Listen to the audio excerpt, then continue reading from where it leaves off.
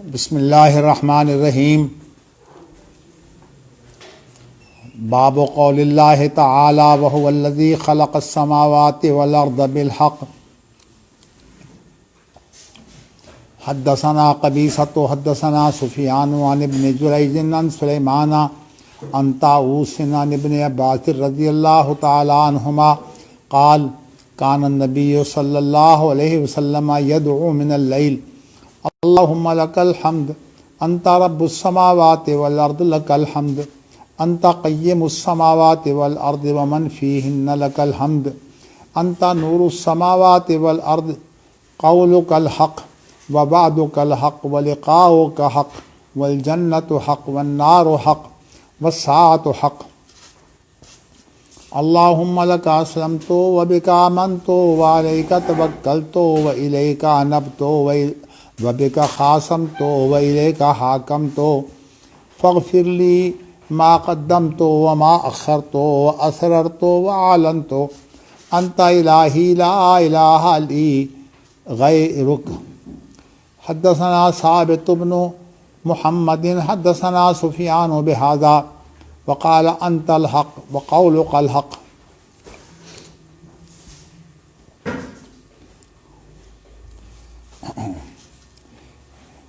امام بخاری اللہ تعالیٰ کی صفات کا بیان کرتے کرتے اللہ کی جو کارگزاری ہے اس کے اندر ایک صورت جو ہے وہ اللہ کی فعلی صفات کی ہے، اور اب فعلی صفات جو ہے وہ امام بخاری اللہ تعالیٰ کے وہ صفات بیان کر رہے ہیں جو اللہ کے فعل کے نتیجے میں مارد وجود میں آتے ہیں۔ اللہ کی صفات وہ اللہ تعالیٰ کی ذات کا ہی بیان ہے، اس لیے اللہ کی صفات جو ہیں جو اللہ کی ذات کا بیان ہے، ان صفات کے بارے میں جو تفصیلات احادیث میں پیش ہوئی ہیں، امام بخاری ان کا ایک حصہ جو ہے وہ پہلے بیان کر چکے ہیں۔ اب امام بخاری ان صفات کے بارے میں جو ہے وہ آتے ہیں جو اللہ کی جو ہیں وہ فعلی صفات ہیں۔ فعلی کا معنی یہ ہے کہ اللہ تعالیٰ کام کرتے ہیں اور اس کا پھر وہ نتیجہ جو ہے جو ہوتا ہے وہ مخلوق ہوتی ہے۔ تو مخلوق کی کیا حقیقت ہے، کیا حیثیت ہے، اس کا بھی بیان کرنے کی ضرورت ہے، اور اس کے بھی بیان کرنے کی ضرورت ہے کہ اللہ تعالیٰ جو ہیں وہ صرف ایک ذات اور صفات نہیں ہیں، بلکہ اللہ تعالیٰ کی کارکردگی ہے، کارگزاری ہے، اور اس کے نتیجے میں جو ہے وہ بہت جو بڑا کام ہے وہ اللہ تعالیٰ کی مخلوق کی صورت میں جو ہے وہ ہمارے سامنے آتا ہے۔ تو اس وقت میں نے آپ کو صرف اتنا ہی بتانا ہے اللہ کے فعل کے بارے میں، لیکن اصل جو اللہ کے افعال کے بارے میں جو بات ہے نا، وہ کچھ ابواب کے بعد جو ہے وہ امام بخاری لائیں گے، مشیت کی اور ارادے کی بات۔ اس وقت جو ہے وہ میں انشاءاللہ اس کی صحیح تشریح جو ہے وہ آپ کے سامنے کر سکوں گا، لیکن اتنی میں عرض کر دیتا ہوں کہ یہ اللہ کا جو فعل ہے، خلق جو ہے وہ اللہ کا فعل ہے، اور اللہ کے فعل کا نتیجہ جو ہے وہ کیا ہے؟ آسمان اور زمین کا وجود، اور آسمان زمین کے اندر جتنی بھی اللہ تعالیٰ کی مخلوق ہے وہ ساری کی ساری آسمان زمین کے اندر جو ہے وہ آ جاتی ہے۔ اگرچہ اس سے ماوراء بھی اللہ کی مخلوق موجود ہے، عرش، کرسی اور اس طرح کی وہ چیزیں جو ساتوں آسمانوں سے اوپر ہیں وہ بھی اللہ کی مخلوق ہے۔ لیکن امام بخاری نے یہ جو قرآن مجید کی سورۃ انعام کی آیت ہے وَهُوَ الَّذِي خَلَقَ السَّمَاوَاتِ وَالْأَرْضَ بِالْحَقِّ سے کیا مراد لیا ہے، میں اس سے پہلے آپ کو یہ موقع بموقع واضح کرتا رہتا ہوں کہ قرآن مجید تو خیر ویسے ہی لفظوں کے اعتبار سے بھی اور اپنے معنی کے اعتبار سے بھی معجزہ ہے، اس جیسی تو گفتگو کو کر ہی نہیں سکتا، اور نبی اکرم صلی اللہ علیہ وسلم کی حدیث بھی جو ہے وہ بھی ایک اعتبار سے کہ آپ کو جو تمام انبیاء سے امتیاز دیا گیا ہے، عام امتیوں کی میں بات نہیں کرتا، تمام انبیاء سے جو امتیاز دیا گیا ہے وہ کیا ہے کہ آپ کو جو ہے وہ جامع الکلم، یعنی ایسی باتیں جو ہے وہ دی گئی ہیں جن کے اندر بہت کچھ جو ہے وہ موجود ہوتا ہے۔ اس لیے قرآن مجید کی کسی آیت کی تشریح کرنی ہو یا نبی اکرم صلی اللہ علیہ وسلم کی کسی جو ہے وہ حدیث سے آپ نے کوئی نقطے پیش کرنے ہوں تو اس کے اندر اتنی جامعیت ہوتی ہے کہ مختلف اس کی جو ہے وہ نوعیتیں آپ سامنے رکھ سکتے ہیں۔ تو یہاں بھی وَهُوَ الَّذِي خَلَقَ السَّمَاوَاتِ وَالْأَرْضَ بِالْحَقِّ کے اندر کئی نقطے ہیں۔ ایک تو یہ اس میں نقطہ ہے، لیکن ان نقطوں کا سب کا تعلق جو ہے یہ بالحق کے ساتھ ہے۔ میں آپ کو جو بعد میں آنے والے فتنے تھے، قرآن اور حدیث کی جامعیت اتنی ہے کہ جو ہزاروں سال بعد کے آنے والے فتنے ہیں ان سے بھی آگاہی ہو گئی ہے، امام بخاری کے بھی بہت بعد، لیکن یہ تو قرآن مجید کی آیت ہے۔ جب صوفیہ کے اندر یہ وحدت الوجود اور وحدت الشہود کی تشریحیں شروع ہوئی تو ان تمام کا تعلق جو ہے وہ وجود باری تعالیٰ سے تھا کہ یہ جو ساری مخلوق ہے کیا اس کا وجود جو ہے وہ اللہ کے سوا کوئی وجود بھی ہے؟ اس کا وجود کے بارے میں ایک بات اس لیے ابھی واضح کر دیتا ہوں، بعد میں پتہ نہیں کسی باس کے ضمن میں آئے کہ نہ آئے۔ اس کے اوپر رکھ دو، اس کے اوپر رکھ دو، آگے نیچے کر دو اس کو۔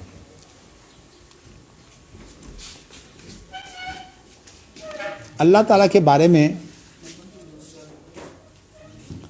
ایک تو یہ بات ہے کہ اللہ خود تو عرش پر ہیں، کس کیفیت میں ہیں اس سے تو ہمیں اجازت نہیں ہے، اس لیے اجازت نہیں ہے کہ وہ ہماری عقل سے بالا چیزیں ہیں۔ تو انسانی صلاحیتوں سے جو چیزیں بالا ہیں ان کے بارے میں صرف ہم اتنی بات کرتے ہیں جو ہمیں بتائی گئی ہیں۔ اب دیکھیے نا، آپ مثال دیکھیے کہ کسی نے جو ہے وہ ناروے نہیں دیکھا یا قطب شمالی نہیں دیکھا، اب آپ قطب شمالی اور ناروے کی، سویڈن کی اور اسی طرح ہالینڈ وغیرہ کی باتیں اگر آپ کریں تو آپ کو خود پتہ نہ ہو کہ یہ جو سویڈش ممالک ہیں، ان کو سویڈش ممالک بھی کہتے ہیں، تو سویڈش ممالک جو ہیں ان کے حالات کیا ہیں۔ تو کوئی آدمی جس نے ان چیزوں کا معائنہ نہ کیا ہو وہ اگر آپ کو باتیں بتائے گا تو آپ کہے گا خام خواہ کیوں جو ہے وہ باتیں بنا کر جو ہے وہ کر رہے ہو۔ تو اسی طرح اللہ رب العالمین کے سے متعلقہ جو امور ہیں اور خاص طور پر جو غیبی امور ہیں وہ انسانی صلاحیتوں سے تو ادراک ان کا ہو ہی نہیں سکتا، نہ ان کو پایا جا سکتا ہے۔ تو اس اعتبار سے غیبی امور کے بارے میں عقل کی بات بھی یہی ہے۔ ویسے تو عقل جو ہے وہ وحی کے تابع ہے، لیکن عقل کی بات بھی یہی ہے کہ ان امور کے بارے میں ہم بات نہ کریں جس کے بارے میں جو ہے وہ ہمیں بتایا نہیں گیا اور وہ ہماری دسترس میں نہیں ہے۔ نہ سائنس اور فلسفے کا وہ میدان ہے، سائنس اور فلسفہ تو صرف مشاہدہ اور تجربہ جانتے ہیں، مشاہدہ اور تجربہ کے بعد جو کائنات ہے، سائنس اور فلسفے کا اس سے کوئی تعلق ہی نہیں۔ تو اس اعتبار سے اللہ کے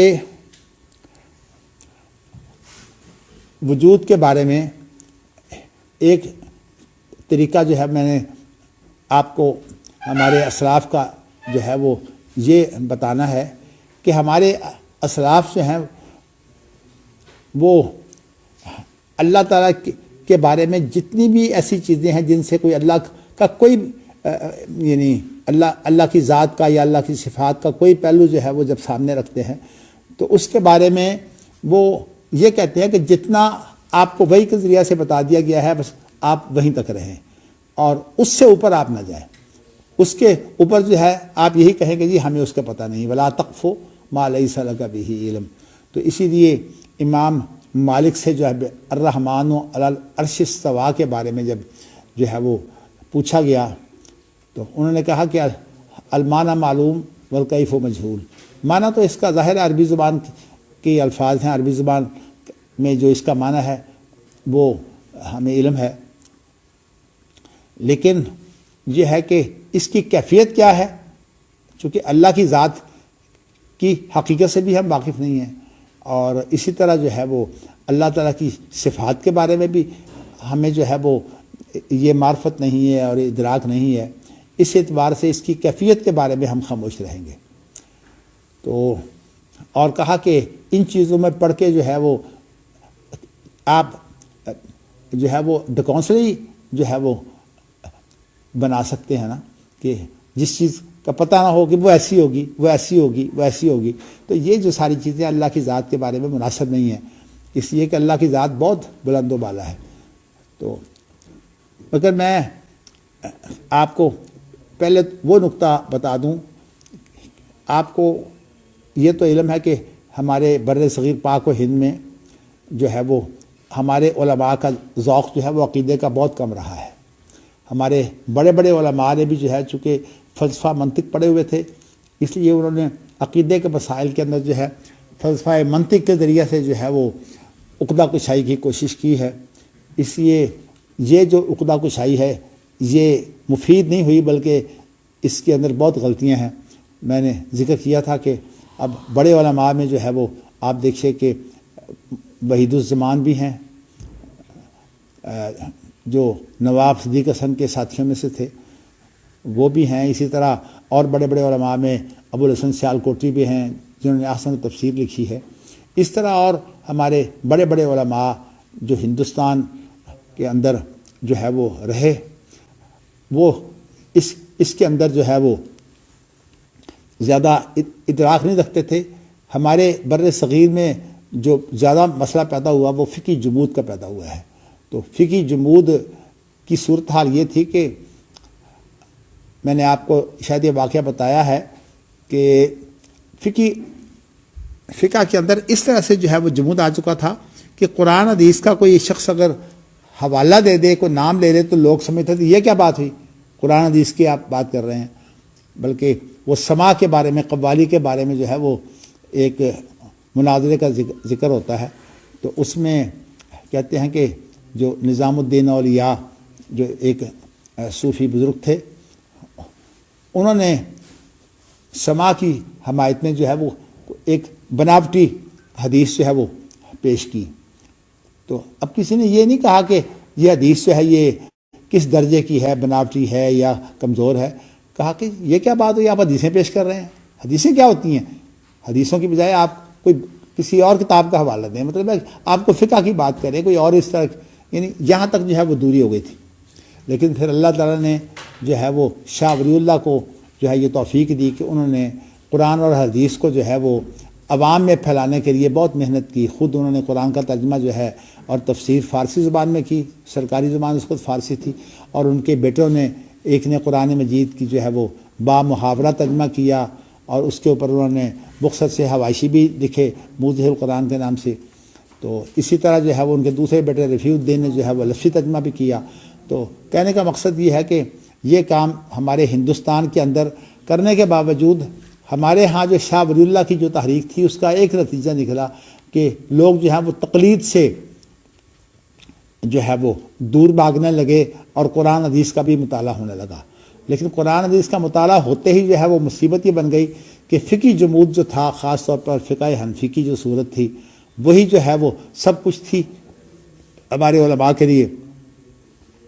اس اعتبار سے جو ہے وہ ان کو فکر یہ پڑ گئی کہ اب یہ قرآن حدیث کے ساتھ ساتھ تو ہماری فقہ کی تجزیہ جو کیا جا رہا ہے اس کے اندر تو جگہ جگہ جو ہے وہ فقہ قرآن حدیث کے مطابق نہیں ہوتی۔ تو اس اعتبار سے پھر ان کو جو ہے وہ تشویش ہوئی، اور تشویش کا جو بڑا باعث تھا وہ اصل میں شاہ ولی اللہ کے جو بیٹے ہیں، جو ان کے جانشین بھی تھے، شاہ عبدالعزیز، ان کے نواسے شاہ محمد اسحاق جو ہے وہ جب دہلی میں حدیث پڑھایا کرتے تھے، اور یہ خاندان بہت ہی زیادہ متاثر تھا، خاص طور پر 1831 کے اندر اس خاندان کے اندر جو شاہ ولی اللہ کے بیٹے عبدالغنی ہیں، ان کے بیٹے اسماعیل شہید جو ہیں، جو بالا کوٹ میں شہید ہو گئے، اس کے بعد جو ہے وہ صورتحال جو بڑی پریشان کن تھی۔ تو پہلے تو سکھوں جو ہے سے انہیں واسطہ پڑا، پھر اس کے بعد جو ہے وہ انگریزوں سے واسطہ پڑا۔ تو اس طرح انہوں نے یہی سمجھا کہ اب ہندوستان سے جو ہے وہ ہجرت ہی کرنی جو ہے وہ مناسب ہے۔ تو 1842 کے اندر جو ہے وہ ہجرت کر گئے۔ اب ہجرت کرتے ہوئے انہوں نے اپنی جگہ پر جس شخص کو بٹھایا، اتفاق سے ان کی عمر جو ہے وہ 60 سال تھی اس وقت، اور ان کا نام ہے سید نذیر حسین جو ہے وہ دہلوی رحمۃ اللہ علیہ۔ ب وہ ان کی جگہ پر بیٹھے۔ انہوں نے پھر جب حدیث پڑھانی شروع کی تو جگہ جگہ جو ہے وہ فقہ سے جو مخالفت لازم آتی تھی، تو اس کے بارے میں بہت تشویش ہوئی۔ 25 سال جو انہوں نے پڑھایا اس کی وجہ سے ایک تہلکہ مچ گیا۔ پھر اس وجہ سے ایک چھوٹی سی درسگاہ موجود تھی دہلی کے قریب ہی، ایک علاقہ ہے دیوبند کا، اس کے اندر تو ان لوگوں نے یہ درسگاہ جو ہے وہ مولانا محمد قاسم نانوتوی کو دے دی۔ تو پھر مولانا محمد قاسم نانوتوی نے اس درسگاہ کا یہ مقصد جو ہے وہ متعین کیا کہ فقہ کے بارے میں، فقہی جزیات کے بارے میں جو عام خیال پیدا ہو گیا ہے کہ یہ قرآن حدیث سے ٹکراتی ہیں، ہم نے یہ ثابت کرنا ہے کہ نہیں، یہ ساری کی ساری فقہی جزیات جو یہ قرآن حدیث کے مطابق ہے۔ تو میں نے آپ کو بتایا کہ یہاں یہ ذوق تھا، جبکہ سعودی عرب کے اندر جو ہے جو فضا تھی، سعودی نہیں بلکہ خلیجی ممالک میں سب میں یہ فضا یہ تھی کہ وہاں صورتحال جو ہے وہ شیخ الاسلام محمد بن عبد الوہاب کی جو تحریک تھی نا، وہ دراصل عقیدے کی تحریک تھی۔ تو اس تحریک کے نتیجے میں جو ہے وہ لوگوں کا ذوق جو ہے وہ عقیدے کا تھا، اور آج تک بھی صورتحال یہ ہے کہ ان لوگوں کے ہاں کوئی عقیدے کی بات جو ہے اگر غلط ہو تو اس کے بارے میں تو وہ خیال کرتے ہیں، اہتمام کرتے ہیں، لیکن یہ ہے کہ اگر کوئی فقہی مسئلہ ہو تو اس کے اندر انہیں فکر نہیں ہوتی کہ جو مرضی آپ کہتے رہیں۔ تو وہ سمجھتے ہیں کہ یہ تو جزیات ہیں، اجتہادی مسائل ہیں، اور اجتہادی مسائل کے اندر تو کئی نقطے آتے ہیں، کوئی ٹھیک ہوتے ہیں، کوئی غلط ہوتے ہیں۔ تو اس لیے سعودی عرب کی تحریک جو ہے وہ الگ ہے، اور جو شاہ ولی اللہ کی تحریک ہے جو ہے وہ الگ ہے۔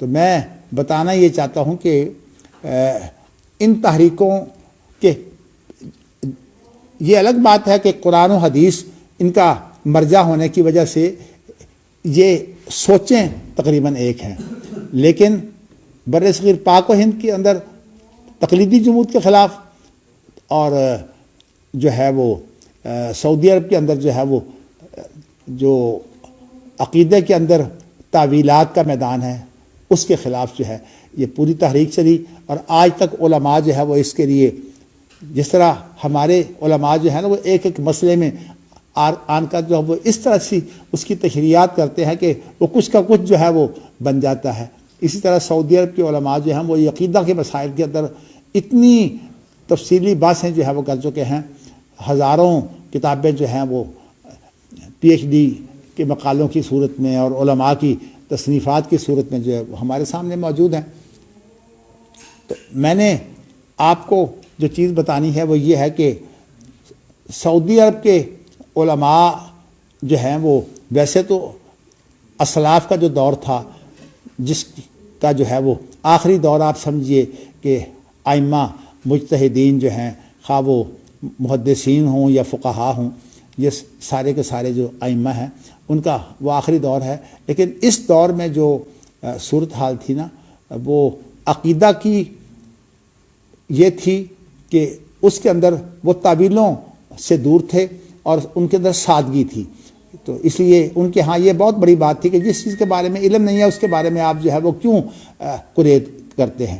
تو خاص طور پر جو غیبی امور ہیں ان کے بارے میں قرید جو ہے یہ منع تھی. لیکن میں آپ کو یہ پہلے بتا چکا ہوں کہ ہمارے علماء کو جو ہے یہ مغالطہ جو لگا ہے نا کہ نبی اکرم صلی اللہ علیہ وسلم کی جو پیش گوئیاں ہیں وہ بھی غیبی امور ہیں، یہ بات جو ہے وہ غیبی امور کی تعریف میں اس طرح نہیں آتی. ویسے تو ہر چیز، مثال طور پر میں یہاں بیٹھا ہوں تو ادھر جو کچھ ہو رہا ہے وہ میرے لیے غیب ہے، لیکن یہاں غیبی امور سے مراد وہ ہے جو انسانوں کے لیے غیبی امور اس طرح سے کہ انسانی صلاحیتوں سے وہ ماورا ہے، ان کو ماورات طبیعت بھی کہتے ہیں.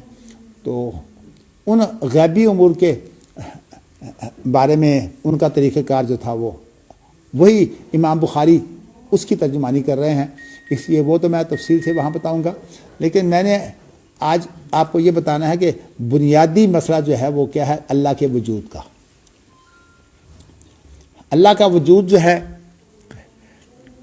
اس کی جو ہے وہ اگرچہ قرآن و حدیث کے اندر ایسے الفاظ وارد ہوئے ہیں کہ اللہ کے وجود کے بارے میں جو بات ہوتی ہے، 2-3 لفظ جو ہے وہ اللہ کے وجود کے بارے میں جو ہے وہ استعمال کیے جاتے ہیں. خاص طور پر ایک لفظ جو ہے وہ ہے ذات کا.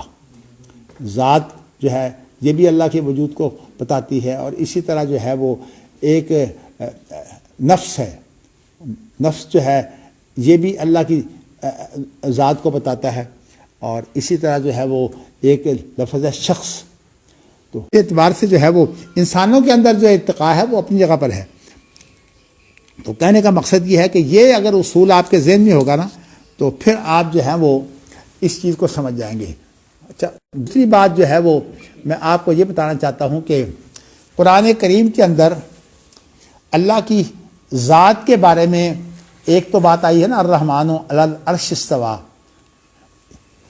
اس کی میں انشاءاللہ تعالی گفتگو پھر کروں گا. آپ مجھے یاد کروانا کہ آپ نے کوئی نقطہ کہا تھا، میں اس وقت آپ کو بیان کروں گا کہ اصل اختلاف ہے کیا، یہ متکلمین کا اور ہمارے اسلاف کا.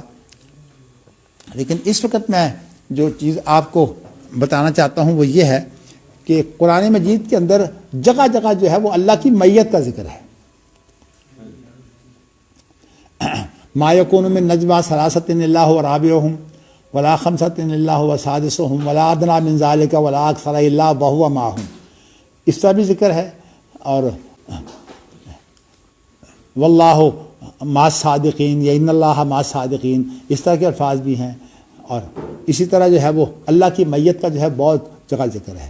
اب سوال یہ پیدا ہوتا ہے کہ اللہ کی معیت جو ہے اس کے کیا معنی ہیں؟ اس لیے کہ ہم نے مان لیا کہ اللہ عرش پر ہیں، تو اس طرح جو ہے وہ اللہ کی معیت کے کیا معنی ہیں؟ تو اللہ کی معیت کے معنی جو ہیں وہ میں نے اس لیے اس چیز کو جو ہے وہ اہم سمجھا، اور اس لیے کہ خود سعودی عرب کے جو بڑے بڑے علماء ہیں ان کے اندر اس بارے میں جو ہے وہ اختلاف ہو گیا ہے تعبیر کا. اور میں اس سلسلے میں آپ کو بتاؤں کہ شیخ ابن باز کے بارے میں تو آپ جانتے ہیں، وہ مفتی اعظم تھے، اور سعودی عرب میں جو اصولی انداز سے زیادہ گفتگو کرنے والے ہیں وہ محمد صالح عثیمین جو ہیں، وہ بھی حیات کبار علماء کے لوگ ہیں. اور ان دونوں کا آپس میں جو ہے وہ اس بات میں اختلاف ہو گیا کہ معیت سے مراد کیا ہے. شیخ ابن باز تو کہتے تھے کہ بھئی جس طرح کل کلام گزرا تھا نا وہ فرا کا، کہ بھئی اللہ جو ہے وہ ظاہر ہے جو ہے وہ علم کی روح سے، اس طرح جو ہے اللہ باطن ہے علم کی روح سے. تو یہاں بھی جو ہے فرا نے جو ہے وہ ایک پہلو پیش کیا علم کا. اسی طرح جو ہے وہ شیخ ابن باز کی جو تعبیرات ہیں ان کے اندر وہ یہ تشریح کر دیتے ہیں کہ یہاں میت سے مراد جو ہے یہ اللہ کی مدد ہے. مثال کے طور پر اللہ سچوں کے ساتھ ہے. کیا مطلب کہ اللہ کی مدد جو ہے وہ سچوں کے ساتھ ہوتی ہے. تو اس سے مراد جو ہے وہ اصل میں اللہ کی مدد ہے، اللہ کی خاص رحمت ہے. یعنی اللہ کے جو اوصاف ہیں ان کے حوالے سے جو ہے وہ اس کی تشریح کی جاتی ہے. لیکن محمد صالح عثیمین جو ہیں وہ اس کے بارے میں جو ہے وہ انہوں نے زیادہ سختی کی ہے، اور وہ کہتے ہیں کہ یہ بات بالکل جو ہے وہ تعویل کی ہمیں ضرورت نہیں ہے. اللہ کی میت ہمارے ساتھ حقیقی ہے. اگرچہ انہوں نے جو جامعہ کا عقیدہ ہے اس کی تردید کی ہے. جامعہ کا عقیدہ یہ ہے کہ اللہ ہر جگہ ہے. تو اب یہ ہے کہ انہوں نے تردید کی ہے اپنے اس عقیدے کے. عقیدہ تو اہل سنہ والجماع جو ان کی کتاب ہے، تو اس کے اندر انہوں نے جو ہے وہ یہ کہا ہے کہ اللہ کی میت ہمارے ساتھ حقیقی ہے، لیکن جامعہ کی طرح نہیں. حقیقت ان کی اصل میں مقصود یہ ہے کہ چونکہ ہم اللہ کی کیفیت سے بات نہیں کرتے، جب اللہ کی کیفیت سے بات نہیں کرتے تو یہ جو اوصاف ہیں اللہ کی جو مخلوق ہے، اللہ اپنی مخلوق کے محتاج نہیں ہوتے، تو نہ اللہ اپنی مخلوق کی وجہ سے کوئی پابند ہوتے ہیں. اب آپ دیکھیے کہ اللہ عرش پر ہے لیکن عرش کے اللہ محتاج نہیں ہے. تو کہنے کا مقصد یہ ہے کہ اللہ تعالیٰ اسی طرح جو ہے وہ جب اللہ تعالیٰ کوئی بھی کام کرتے ہیں تو اس کے لیے کوئی وقت تو ہوتا ہے، لیکن اللہ اس وقت کے محتاج نہیں ہے، اس لیے کہ وقت اللہ کی مخلوق ہے.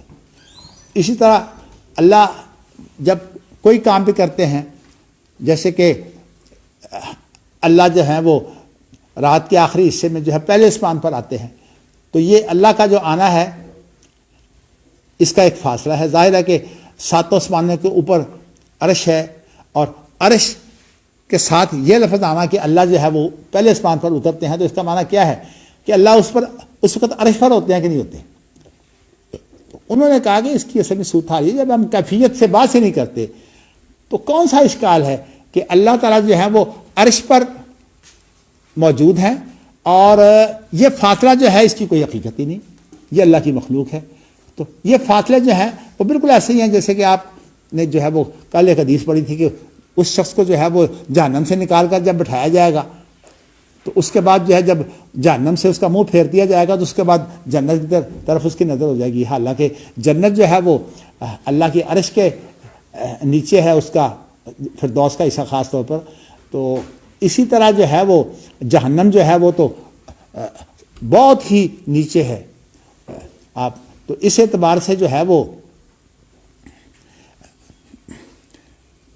میں نے یہ آپ کو بتایا کہ یہ جو جہنم کا اور جنت کا جو فاصلہ ہے یہ اللہ کے لیے کوئی چیز نہیں ہے. اللہ کے لیے دونوں چیزیں جو ہیں وہ سامنے ہی ہیں. تو اس اعتبار سے عالم الغیب و شہادہ ہے وہ. تو کہنا میں یہ چاہتا ہوں کہ یہی کیفیت جب ہم پیش نہیں کرتے تو محمد صالح عثیمین کی تشریح یہ ہے کہ اللہ تعالیٰ ہمارے ساتھ حقیقی ہیں. کیا مطلب کہ اللہ تعالیٰ جب عرش پر بھی ہوتے ہیں اور عرش پر ہونے کے بعد اللہ تعالیٰ کی ذات سے جو ہے جو تعلق پیدا ہوتا ہے اس کے اندر فاصلہ اور وقت جو ہے وہ حائل نہیں ہے. یعنی آپ یوں سمجھیے کہ ایک کام ہزاروں سال بعد میں ہونے والا ہے، ایک کام جو ہے وہ ہزاروں لاکھوں سال پہلے ہو چکا ہے، جیسے کہ عہد الست کی بات ہے. تو اللہ کے لیے عہد الست جو ہے وہ کوئی دور نہیں ہے.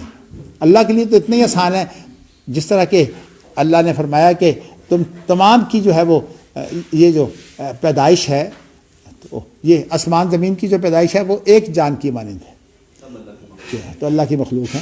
تو اس طرح سے جو اگر آپ فاصلے کا جو تصور ہے اور وقت کا جو تصور ہے، اگر آپ یہ اللہ کی مخلوق مانتے ہیں، اور ظاہر ہے کہ اللہ تو ہر چیز اللہ کے سوا جو ہے وہ مخلوق ہی ہے، تو اب صورت حال یہ ہے کہ مخلوق کے ساتھ جو اللہ کا تعلق ہے اس کے اندر جو ہے وہ اللہ کو کوئی دوری نہیں ہے. بلکہ اس کی اگر آپ مزید تشریح جاننا چاہتے ہیں تو اس کو لیجئے کہ وَلَقَدْ خَلَقْنَا الْإِنسَانَ وَنَعْلَمُ مَا تُوَسْوِسُ بِهِ نَفْسُهُ وَنَحْنُ أَقْرَبُ إِلَيْهِ مِنْ حَبْلِ الْوَرِيدِ. اب یہاں بھی یہی بات ہے کہ اللہ نے انسان کو پیدا کیا اور ہم انسان کی جو شاہ رگ ہے، یعنی انسان کا جو دل اور دماغ کا جو تعلق ہے نا اس کو بولتے ہیں وہ شاہ رگ کے ذریعے سے ہے.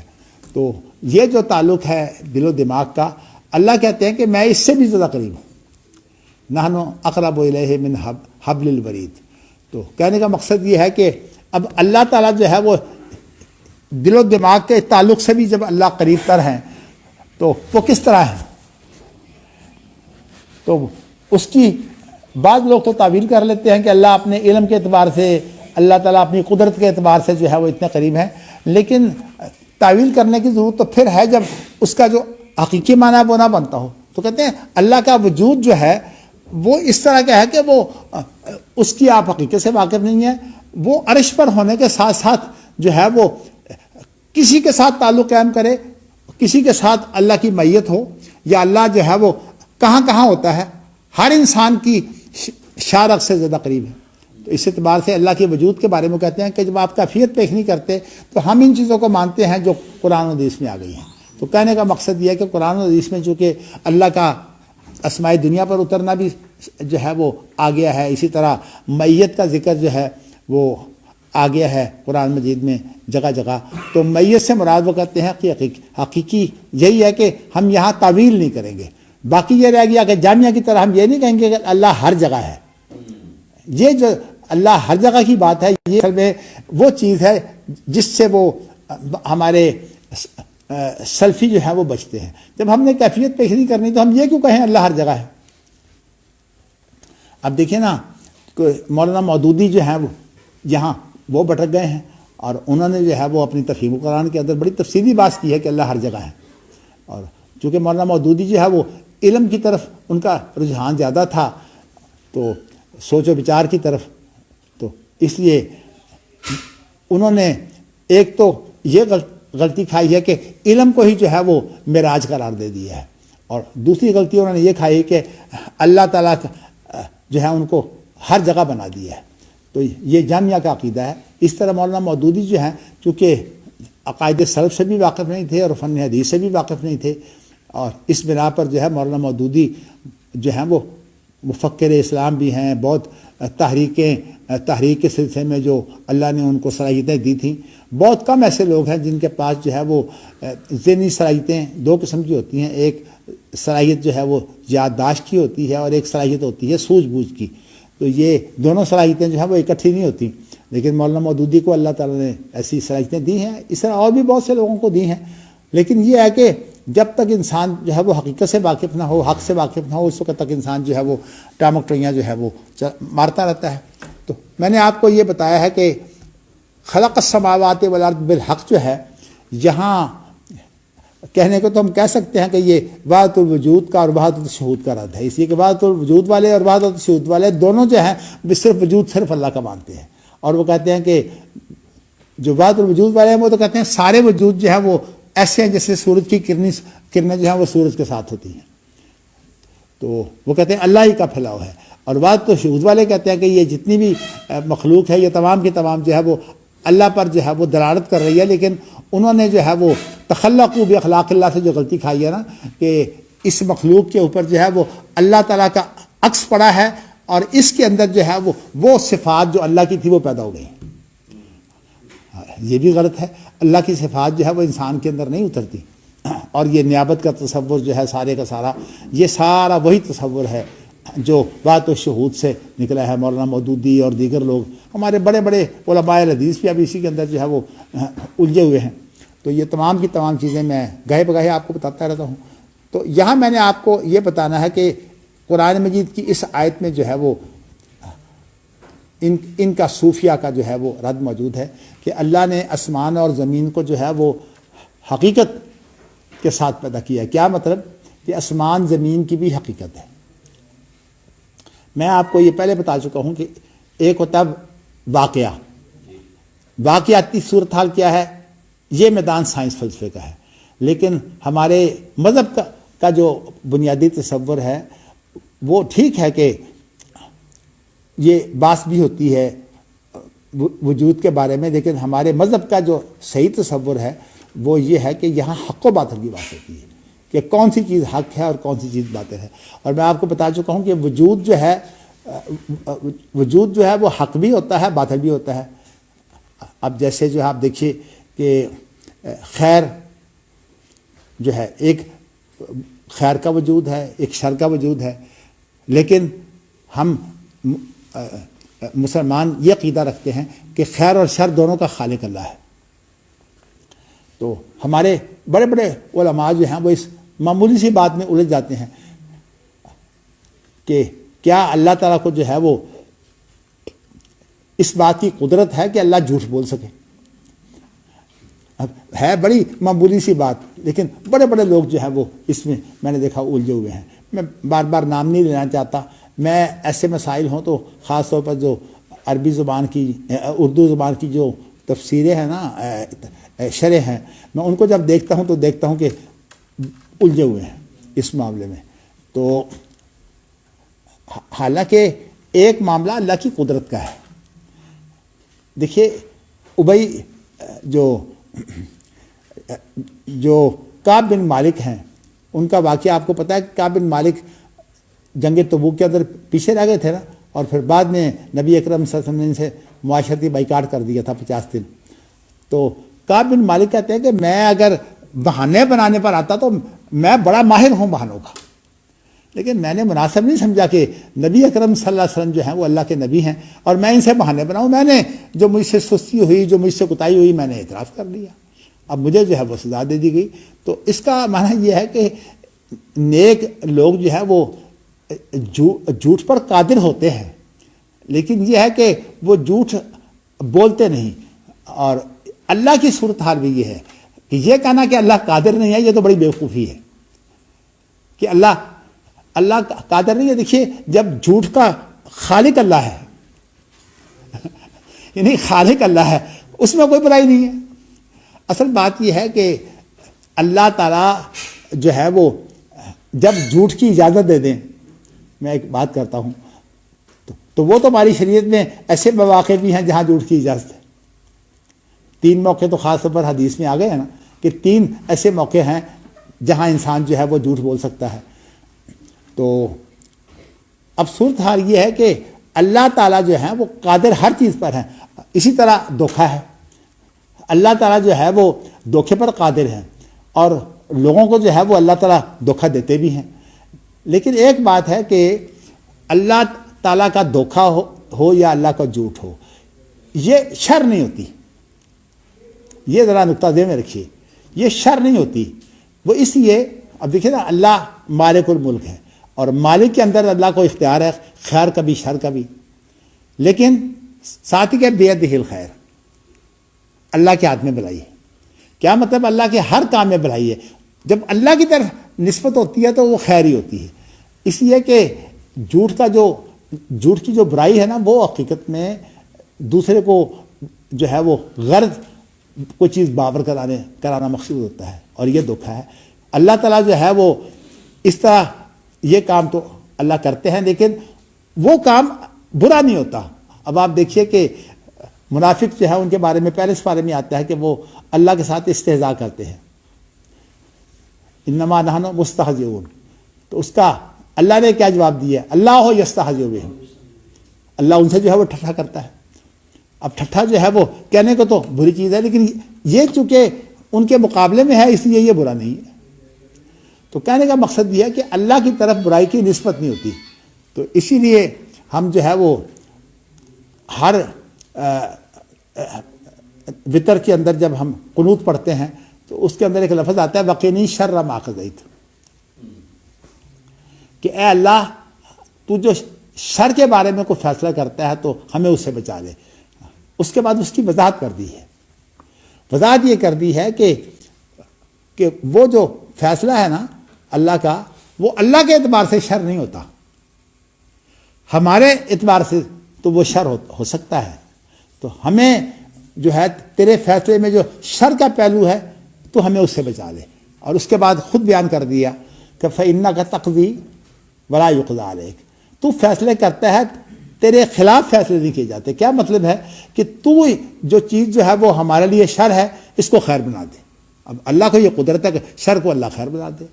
تو اسی طرح میں نے آپ کو یہ بتایا کہ وَالشَّرُّ لَيْسَ إِلَيْكَ، برائی جو ہے اللہ کی طرف نسبت نہیں ہوتی، لیکن اللہ برائی کے خالق ہیں. تو اس لیے خاص طور پر اللہ تعالیٰ ہمارے شاگرد ہیں عبدالستار حماد صاحب نے سوجھ بوجھ بڑی اس کی مخالفت کی ہے. یہ اللہ کے جھوٹ بولنے کے بارے میں کہ اللہ تعالیٰ جو ہے وہ اس کا امکان ہی نہیں ہے کہ اللہ جھوٹ بولے. بھائی امکان سے مراد تو جو لوگ لے رہے ہیں وہ مراد سے قوت لے رہے ہیں کہ اللہ قادر ہے کہ نہیں. تو اس کا معنی یہ ہے کہ پھر اللہ اگر برائی کے وہی بات جو مجوسیوں کو جو ہے وہ باعث ہوئی ہے بھٹکنے کی, وہی بات جو ہے وہ آپ میں آ رہی ہے کہ آپ کہتے ہیں اللہ جو ہے وہ قادر ہی نہیں ہے.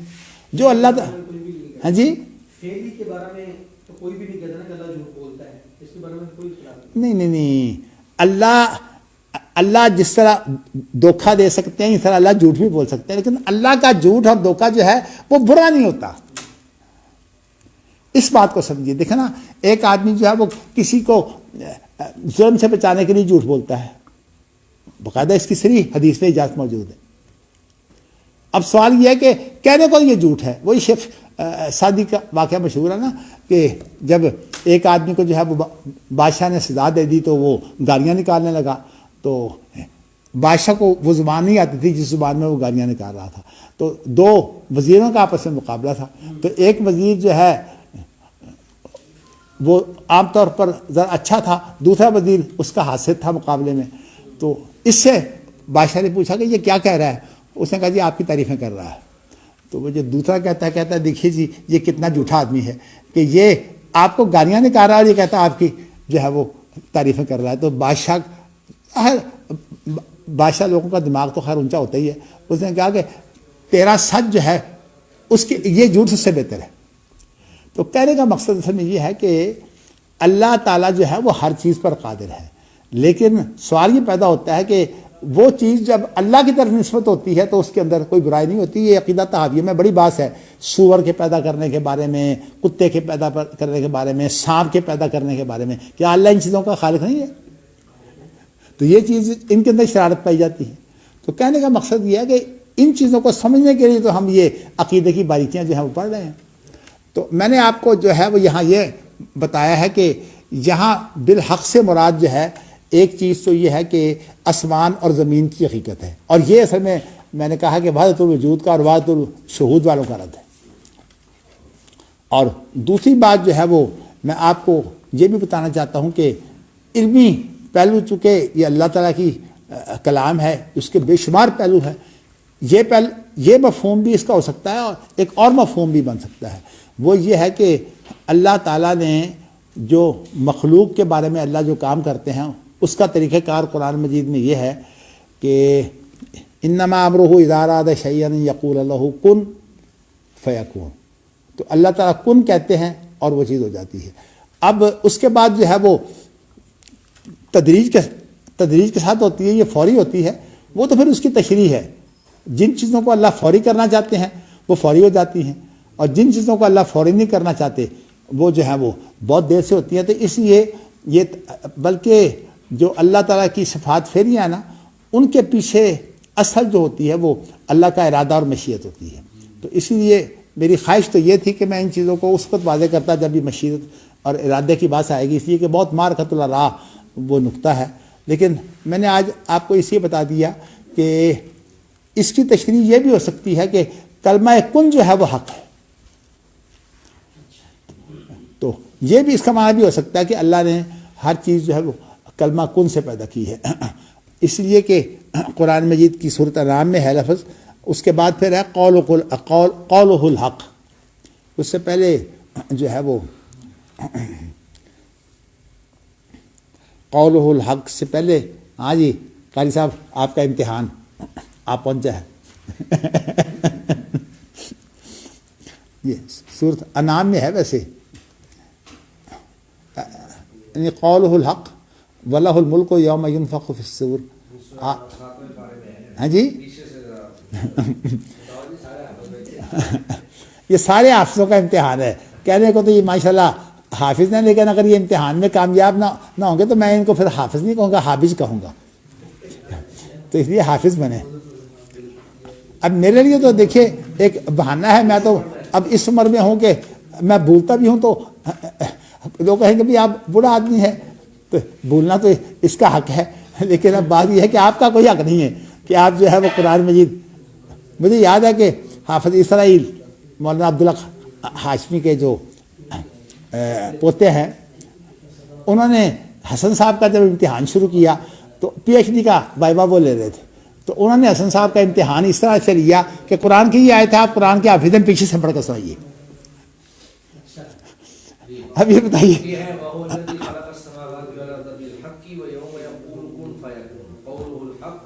اس کے آگے ہی ہے قولہ الحق کا معنی یہ ہے کہ یہ جو اللہ کا قول ہے وہ حق ہے، اور اس قول سے مراد کیا ہے؟ کن۔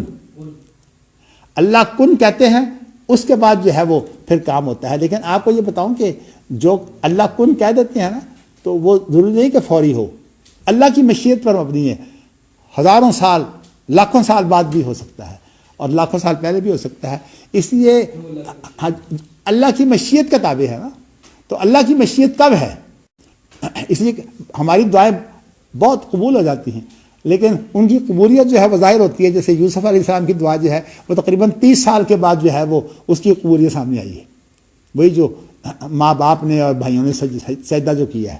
تو کہنے کا مقصد یہ ہے کہ اللہ کے جو کام ہیں وہ سارے حکمت سے ہوتے ہیں، تو اللہ کی حکمت جو ہے اس کے مطابق کام ہوتا ہے۔ ایسا بھی ہوتا ہے کہ بعض دعائیں جو ہے وہ دنیا میں قبول نہیں ہوتی اور ان کو اللہ آخرت کے لیے رکھ لیتے ہیں، لیکن اکثر ویسے دعائیں جو ہے وہ دنیا میں قبول ہو جاتی ہیں۔ اسی لیے حضرت زکریا علیہ السلام نے جو رب انی وہن العظم منی واشتعل الراس شیبا ولم اکن بدعائک رب شقیا ولم اکن بدعائک رب شقیا میں یہ جو ہے وہ اقرار کیا ہے کہ آج تک میری کوئی دعا جو ہے وہ ایسی ہوئی نہیں جو قبول نہ ہو۔ میرے والد بھی یہ بات کہا کرتے تھے کہ آج تک میری جو ہے وہ ہر دعا قبول ہوئی ہے، لیکن ایک ان کی خواہش تھی، وہ ان کی زندگی میں قبول نہیں ہوئی، لیکن وہ کہتے تھے کہ میری ایک دعا قبول نہیں ہوئی، لیکن ان کی زندگی کے بعد وہ دعا بھی قبول ہو گئی۔ تو انسان کی بہت سی دعائیں جو ہے وہ اس طرح قبول ہوتی ہیں۔ تو میں نے کہنے کا مقصد یہ ہے کہ یہاں حق سے مراد جو ہے وہ کلمہ کن بھی ہو سکتا ہے۔ اور آپ کو یہ بتاؤں کہ اب کہنے کو تو عیسیٰ علیہ السلام کی جو تخلیق ہے وہ ایک خاص طریقہ سے ہوئی ہے، عام طریقہ سے تو نہیں ہوئی نا، لیکن ہوا کیا ہے کہ جبرائیل کلمہ کن ہی اللہ سے جو ہے وہ انہوں نے لیا ہے، اور وہی انہوں نے پھونک ماری ہے اور اس کے ساتھ جو ہے وہ حضرت مریم کو حمل ہو گیا۔ تو کہنے کا مقصد یہ ہے کہ یہاں حق سے مراد قولہ الحق، وہ بھی اس کی تفسیر ہو سکتی ہے، اور اس سے مراد یہ بھی ہے کہ آسمانوں اور زمین کی ایک حقیقت ہے۔ اللہ کی تخلیق کے اعتبار سے تمام کے تمام خیر ہے، لیکن انسانوں کے اعمال کے اعتبار سے جو ہے اس کے اندر شر آتی ہے۔ اسی لیے حضرت یعقوب علیہ السلام نے جو ہے وہ انسانوں کی کارگزاری اور تقدیر کو جو ہے وہ جمع کیا ہے ایک آیت کے اندر، اور حقیقت یہ ہے کہ وہ بڑا شاندار جمع کیا ہے۔ یا بنی لا تدخلوا من باب واحد وادخلوا من ابواب متفرقہ وما اغنی عنکم من اللہ من شیء ان الحکم الا للہ۔ یہاں تقدیر کا بھی بیان ہے اور اس کے ساتھ تدبیر کا بھی بیان ہے کہ تم نے مختلف دروازوں سے داخل ہونا ہے، ایک دروازے سے تمہیں داخل نہیں ہونا، اور کہا کہ یہ تمہارے باپ کی ایک دلی خواہش ہے، یعنی جو تمہاری محبت میں تمہیں بیان کر دی ہے تدبیر کے طور پر، لیکن تقدیر اللہ کے ہاتھ میں ہے، ہوگا کیا وہ اللہ کے ہاتھ میں ہے۔ اور صحیح بات یہ ہے کہ ہوا بھی اسی طرح، وہ بیچارے جس بچے کو بچا رہے تھے نا اس بچے سے محروم ہو گئے، بنیامین سے۔ جب یہ بنیامین جو ہے وہ اس کو لے کر گئے ہیں، اس وقت انہوں نے یہ تدبیر کی تھی، تو اس کے اندر تقدیر اور تدبیر دونوں جو ہیں وہ جمع ہے۔ اور باقی آپ کو بتاؤں کہ تقدیر کا جو مسئلہ ہے وہ بنیادی طور پر ہے یہ کہ حد کیا ہے، انسانی اختیار اور اللہ کی جو تقدیر ہے اس کی حد کیا ہے۔ حقیقت یہ ہے اس کی حد متعین نہیں ہو سکتی۔ یہی وہ وجہ ہے کہ جنہوں نے حد متعین کرنے کی کوشش کی ہے اس مسئلے میں اتنے الجھ گئے ہیں۔ باقی اس کی تحریر انشاءاللہ کسی وقت اور میں کروں گا کہ اصل اللہ تعالیٰ کا جو اختیار ہے، اللہ کی تقدیر، اس کی کوئی حد ہی نہیں، اور اسی کے اندر اندر جو ہے تدبیر بھی آ جاتی ہے۔ تو اسی لیے جو ہے وہ مولانا اسماعیل سلفی نے ایک جگہ پر بڑی اچھی توجہ کی ہے کہ اصل میں ہماری تدبیر جو ہے وہ تقدیر کے تابع ہے۔ یہ تعبیریں ہیں، اپنی اپنی تعبیریں ہیں، کوئی اچھے الفاظ میں ہو جاتی ہے۔ تو کہنے کا مقصد یہ ہے کہ یہاں مراد جو ہے وہ یہ بھی ہو سکتا ہے کہ اس سے مراد جو ہے وہ یہ ہو کہ قولہ الحق، اور اس کے ساتھ ساتھ جو ہے وہ بعض لوگوں نے یہ بھی بیان کیا ہے کہ جو آسمان و زمینوں کی جو تخلیق ہے اس کے اندر اللہ کی حکمت ہے، یعنی اللہ نے بغیر کسی مقصد کے جو ہے وہ ان کو پیدا نہیں کیا۔ یہ بھی مفہوم بھی ہو سکتا ہے، میں نے بتایا کہ یہ قرآنی آیت ہے، سینکڑوں معنی اس کے نکالے جا سکتے ہیں، سینکڑوں پہلو ہیں اس کے، اور اگر یہ بات جو ہے وہ آپ کے ذہن میں رہے نا کہ وہی کے اندر جو جامعیت ہوتی ہے اور جو پھیلاؤ ہوتا ہے وہ انسانی گفتگو میں نہیں ہوتا، تو آپ کو یہ سارے مسائل جو ہیں یہ سمجھ آ جائیں گے۔ چلیے جی، اس کے بعد جو یہ دعا ہے میرے خیال میں آپ میں سے بہت سے لوگوں کو یاد ہوگی، تو نبی اکرم صلی اللہ علیہ وسلم جو ہے وہ رات کو یہ دعا پڑھا کرتے تھے کہ انت رب السماوات والارض۔ اچھا، اللہ تعالیٰ کی تخلیق کے بارے میں جو ہے وہ کہ اللہ کی مخلوق جو ہے یہ تو بہت ہی اس کا پھیلاؤ ہے۔ قرآن مجید کے اندر جب ہم جو ہے وہ بسم اللہ الرحمن الرحیم پڑھتے ہیں، بسم اللہ الرحمن کا معنی تو یہ ہے کہ ہم اللہ کی طرف جو ہے وہ فریاد کرتے ہیں، رحمان اور رحیم کی طرف۔ اس کے بعد پھر الحمدللہ رب العالمین، یعنی تمام تعریف، ہر قسم کی تعریف، یہ تمام کی تمام چیزیں جو ہیں یہ اللہ کے لیے مخصوص ہیں اور اللہ کا ہی استحقاق ہے، اللہ ہی کا حق ہے۔ اور اس کے بعد کہا رب العالمین، جو تمام جہانوں کا رب ہے۔ اس عالم کے اندر جو ہے وہ صرف ایک کائنات نہیں بلکہ تمام کائنات جو ہیں وہ اس کے اندر شامل ہیں۔ اور جب یہ مذکر جمع مذکر سالم کے اوپر الف لام آ جائے تو اس سے مراد استغراق ہوتا ہے۔ تو العالمین سے مراد ہے کہ تمام عالم، اور عالم کی تعریف کیا، ما یعلم بہ بھر رب، جس کے ساتھ رب پہچانا جاتا ہے اس کو عالم کہتے ہیں۔ تو میں نے آپ کو یہ بتایا کہ یہ اس کا مفہوم بھی بنتا ہے، تو اور بھی بہت سے مفہوم بن سکتے ہیں لیکن میں نے آپ کو 2-3 بتا دیے ہیں۔ تو اس کے بعد امام بخاری نے چونکہ ذکر کیا ہے تخلیق کا، تو اس لیے انت رب السماوات والارض، اس کے اندر رب اسے بولتے ہیں جو خالق ہو، اور رب کے اندر خالق بھی پائے جاتے ہیں اور تربیت جو ہے جس کے اندر جو ہے وہ رزق دینا بھی پایا جاتا ہے، اور اس کے بعد پھر وہ ایسا ہے جو مالک بھی ہے، یعنی اختیار بھی اللہ ہی کا ہے۔ تمام انسان جو ہیں وہ جیسے حدیث آئے گی انشاءاللہ یہ کتاب التوحید کے آخر میں کہ تمام انسان جو ہیں وہ بھوکے ہیں سوائے اس کے جن کو اللہ کھلائے، تمام انسان جو ہے وہ ننگے ہیں سوائے اس کے جن کو اللہ پہنائے۔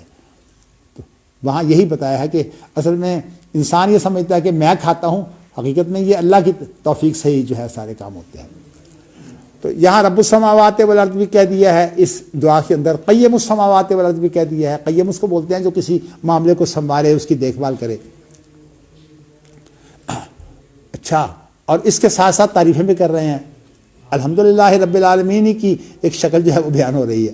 انت نور السماوات والارض، تو آسمانوں زمینوں کی روشنی ہے، نور ہے۔ یہ بھی آ گیا قولک الحق، تیرا قول بھی حق ہے، تیرا وعدہ بھی حق ہے، تیری ملاقات بھی حق ہے، جنت بھی حق ہے، نار بھی حق ہے۔ اور یہ تمام کی تمام چیزیں اس میں اللہ کے اوصاف بھی ہیں اور اللہ تعالیٰ کی مخلوق بھی ہے۔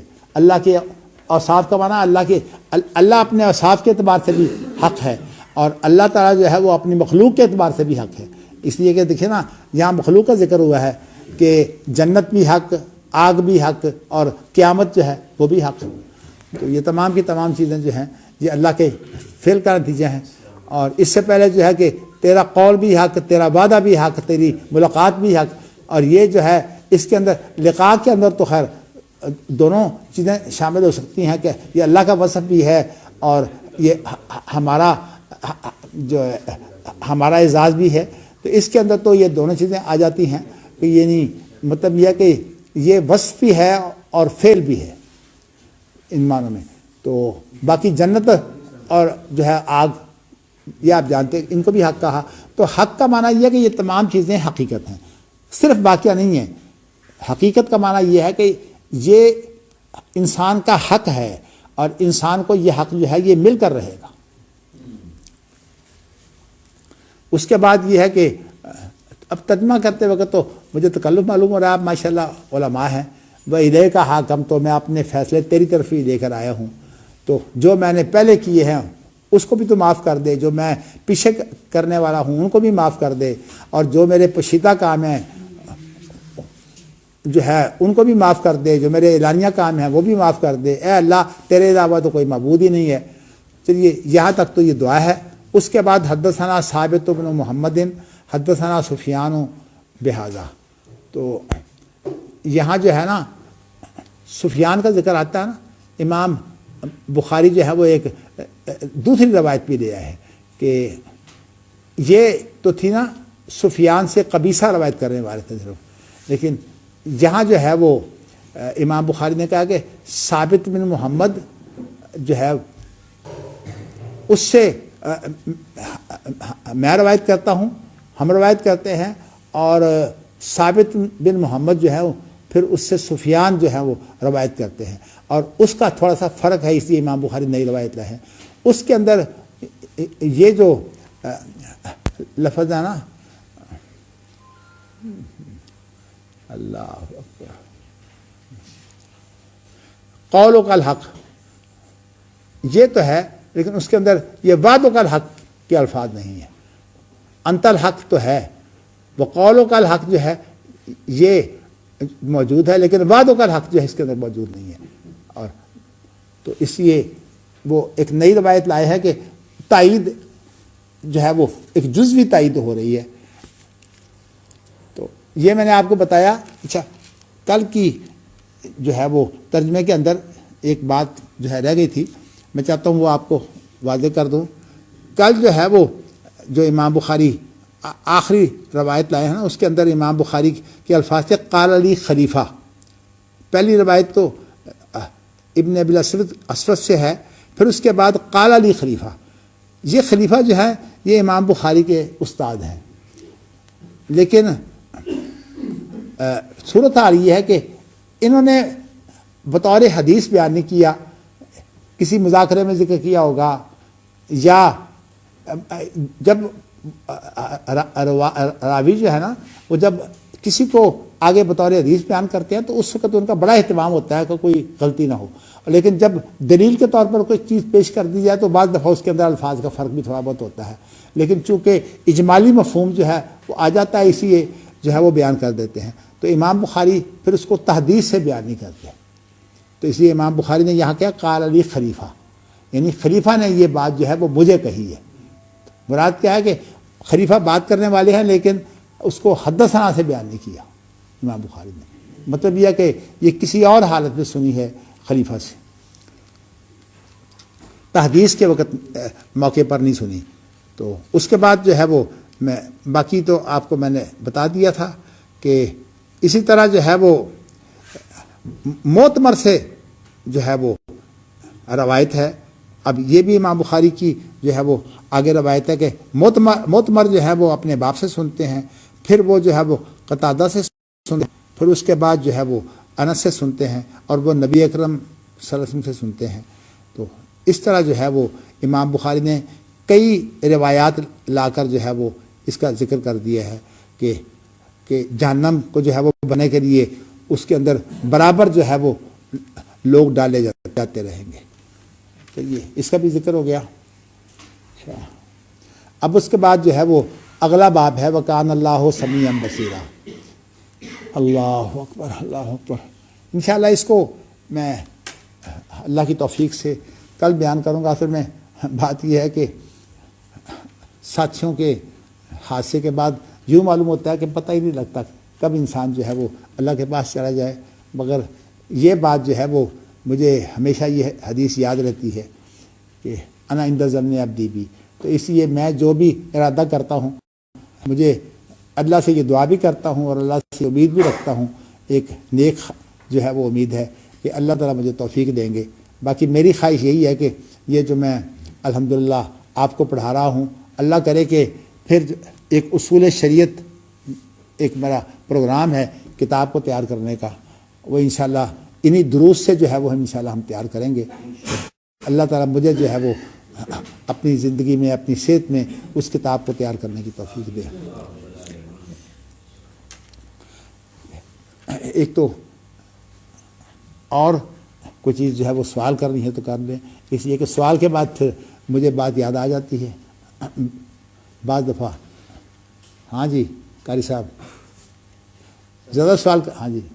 یہ آپ نے وہ تحقیق حدیث کے حوالے سے نا بیان کیا ادھر بر صغیر میں فقہ کا زیادہ جمود آ گیا تھا جی اور شریعت وہ سارا بحث اٹھائی اور ادھر جو حدیث کے اوپر زور دیا گیا اور ادھر عرب میں عقیدے کے اوپر زیادہ زور دیا گیا جی خلیجی ممالک میں. جی لیکن یہ ترکی اور افریقہ وغیرہ ان کے اندر اس حوالے سے کیا مسائل تھے یا کس کے اوپر؟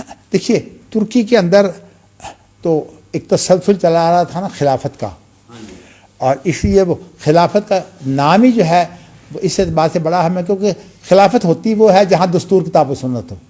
لیکن خلافت عثمانیہ کا جو بگاڑ آیا ہے نا وہ یہ بگاڑ آیا کہ انہوں نے کتاب و سنت کی بجائے جو ہے وہ نیپولین کی پیروی کرتے ہوئے جو ہے وہ ایک قانون کے طور پر جو ہے وہ دیوانی قانون جو ہے وہ تیار کر کے وہاں نافذ کر دیا. حالانکہ نفاذ تو کتاب و سنت کا ہونا چاہیے. اور وہ جو جس کو مجلہ حکام عدلیہ کہتے ہیں وہ یہی ہے نا, 50 سال اس کے اندر پتہ نہیں بے شمار اس کے اندر ترمیمیں کر دی ہیں. اور اس کا اپنا حال ویسے یہ تھا کہ جیسے میں آپ کو مثال دے چکا ہوں نا کہ ربا جو ہے وہ شرعاً حرام ہے لیکن قانون جائز ہے. تو اس طرح کا جو حال ہے قانون کا, اگر یہ حال ہے تو اس کا اصل میں کہتا ہوں وبال پڑا ہے کہ ان کے اوپر مسلط کون شخص ہوا ہے, وہ مصطفیٰ کمال. اور مصطفیٰ کمال نے تو پھر وہاں جو ہے عربی زبان تک ختم کر دی نا. قرآن حدیث تو کیا اس نے ختم کر دیا تھا, اذان بھی عربی زبان میں ختم, نماز بھی عربی زبان میں ختم. اس نے تو پھر پوری سیکولرزم جو ہے وہ اتنا لازم کر دیا کہ وہاں جو شخص جو ہے وہ دین کا نام لے گا وہ پھانسی کی سزا پائے گا. اور لوگوں کو پھانسی دی بھی گئی ہے دین کا نام لینے کی وجہ سے. ہاں جی, ترکی کے اندر تو ترکی جو ہے وہ پھر علمبردار ہو گیا سیکولرزم کا. اور وہاں سے علامہ اقبال نے جو نظام دیا ہے نا پارلیمنٹ کا, اس نے بھی جو ہے وہ یہاں بہت بگاڑ پیدا کیا ہے. افریقہ وغیرہ تو وہاں الگ تحریکیں چلی ہیں. سنوسی تحریک وہاں چلی ہے. پھر اسی طرح جو ہے وہ زاری فقہ جو ہے اس کا اندلس کے اندر, چونکہ ابن اعظم اندلس کے ہیں نا, تو اندلس وغیرہ کے اندر اسپین, یہ اندلس جو ہے یہ اسپین اور اسپانیہ وغیرہ سارے اندلس ہی ہیں نا. تو یہاں جو ہے یہ فقہ زاری, اور اس کے ساتھ جو عقیدہ ہے وہ زاریوں کا عقیدہ بھی وہاں آیا. لیکن ایک سنوسی تحریک بھی تھی, وہ بھی یہاں چلی ہے. تو یہ زیادہ افریقہ کے شمالی ممالک میں ہے. اور جس افریقہ کے جو وسطی اور جو ممالک ہیں جنوبی وسطی ممالک میں, شمالی ممالک میں فقہ جو ہے وہ عام طور پر ابن اعظم کی فقہ جو ہے اس کی بجائے پھر فقہ مالکی جو ہے وہاں آ گئی. تو اس طرح. لیکن ایک بات آپ کو کہوں کہ یہ بطور فقہ ہے, کہیں بھی بطور دستور جو ہے فقہ نافذ نہیں ہوئی, سوائے خلافت عثمانیہ کے اندر انہوں نے جو ہے وہ اس کو قانون بنا کر نافذ کیا تھا, اور اس کی سزا 50 سال کے اندر مل گئی کہ خلافت بھی جاتی رہی. سر یہ آپ کا یہ فقہ کا جو تجزیہ ہے جی, جو فقہ اور شریعت ایک بنیادی سون ہے آپ کی فقہ کا, جی جی, تو یہ تو بر صغیر کے تناظر میں ہے پھر؟ نہیں, میرا بر صغیر کے تناظر میں نہیں ہے. دیکھیے نا, فقہ میں نے جو بات بیان کی ہے وہ یہ بات بیان کی ہے کہ اجتہاد جو ہے وہ حقیقت میں شریعت کا اطلاق ہے. اب شریعت کا اطلاق کرتے ہوئے اگر معاملہ درپیش ہو تو اس وقت جب اطلاق کیا جاتا ہے تو اس وقت تو اجتہاد ہوتا ہے. لیکن اگر آپ اس وقت جو درپیش معاملہ ہے اس کو نکال دیں اور جو چیز رہ جائے گی خالی, وہ ہوگی فقہ. یعنی فقہ کی تو بنیادی آپ نے ختم کر دی. تو اس لیے میں نے آپ یہ بتایا ہے کہ فقہ بطور فقہ پوری نہیں ہے. فقہ کے اندر جو 3 خرابیاں پیدا ہوئی ہیں جوہری, اور بھی بہت سی خرابیاں ہیں, لیکن یہ 3 جوہری جو خرابیاں پیدا ہوئی ہیں نا, ایک تو جو واقعاتی صورتحال جو ہے یہ ختم ہو گئی, اور اس کے ساتھ جو ہے فقہ تقدیری ہو گئی. یعنی جو مسائل ابھی پیش نہیں آئے ان کو فرض کر کے جو ہے اس کے اوپر جو ہے فقہ تیار ہوتی رہی. اور پھر تیسرا کام یہ کہ اس کو عالمگیر سمجھ دیا گیا, دائمی سمجھ دیا گیا. اور اس سے نتیجہ کیا نکلا ہے کہ لاکھوں جو فقہی اختلافات ہیں وہ ساری کی ساری جو ہے وہ شریعت کے اندر شامل ہو گئی. اس لیے کہ آج جو فقہ کو ماننے والے ہیں وہ تو پھر تمام اقوال کو مانتے ہیں, جہاں سے انہیں ضرورت ہوتی ہے وہ قول پکڑ لیتے ہیں اور اس کا مفہوم بھی اپنے پاس سے بنا لیتے ہیں. تو یہ پھر بناوٹ ہی بناوٹ رہ گئی, شریعت کہاں جاتی رہی. یہ تجزیہ جو بالکل صحیح فرمایا آپ نے, لیکن عرب دنیا میں ہے. عرب دنیا میں سب سے پہلے تو خیر سعودی عرب نے اس دستور کو نافذ کیا ہے کتاب و سنت کو, اور نظام الحکم کے اندر جگہ جگہ جو ہے وہ اس کی تشریحات موجود ہیں. نظام الحکم کے اندر جو ہے ایک میرا خیال میں دارالحکم کی 80 دفعات ہیں, اور اس کے بعد جو ہے 34 دفعات جو ہے وہ نظام المحکمہ یعنی عدالتی نظام کی ہیں. ان کے اندر یہ ماشاءاللہ یہ تمام کی تمام چیزیں بنیادی موجود ہیں. بلکہ میں نے آپ کو بتایا تھا کہ حاکم شارجہ کو جب مجلس الاعلیٰ میں انہوں نے شامل کیا اپنی سپریم کونسل میں, تو حاکم شارجہ نے پہلی میٹنگ کے اندر جو ہے وہ یہ پیش کیا تھا کہ امارات کا جو دستور ہے وہ قرآن مجید ہوگا.